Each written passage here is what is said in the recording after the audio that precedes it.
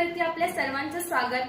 आपण पाहत आहात बिग टीव्ही मराठी। मी तृप्ती कदम। पाहूया आजच्या ठळक घडामोडी। जत इथं सखी सावित्री मंचाकडून सावित्रीबाई फुले जयंती उत्साहात साजरी।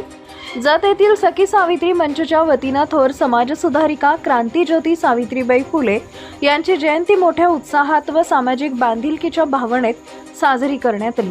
महिलांच्या सर्वांगीण विकासासाठी कार्यरत असलेल्या सखी सावित्री मंचच्या या उपक्रमाला महिलांचा उत्स्फूर्त प्रतिसाद लाभला। या कार्यक्रमास वर्षाताई सावंत, माजी नगरसेविका गायत्री देवी शिंदे व राजसी देवी शिंदे यांच्या प्रमुख उपस्थितीने कार्यक्रमाची शोभा वाढली। कार्यक्रमाच्या सुरुवातीस सावित्रीबाई फुले यांच्या प्रतिमेस पुष्पहार अर्पण करून अभिवादन करण्यात आले। त्यानंतर सावित्रीबाई फुले यांच्या कार्याचा गौरव करण्यात आला। यावेळी उपस्थित मान्यवरांनी सावित्रीबाई फुले यांच्या जीवन कार्यावर सविस्तर प्रकाश टाकला। स्त्री शिक्षणाची मुहूर्तमेढ रोवून समाजात परिवर्तन घडवून आणणाऱ्या सावित्रीबाई फुले यांनी अन्याय, अंधश्रद्धा व विषमतेविरुद्ध दिलेल्या लढ्याची माहिती उपस्थितांना देण्यात आली।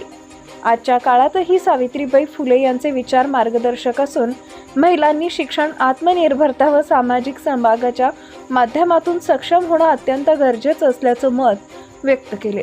या कार्यक्रमात बोलताना डॉक्टर स नाईक मॅडम यांनी सावित्रीबाई फुले यांच्या जीवनातील संघर्ष, कार्य आणि त्यांच्या समाजावर झालेला प्रभाव याबाबत सविस्तर माहिती दिली। सावित्रीबाई फुले या केवळ शिक्षण प्रसारक नव्हत्या, तर त्या सामाजिक क्रांतीच्या अग्रदूत असल्याचं त्यांनी नमूद केलं।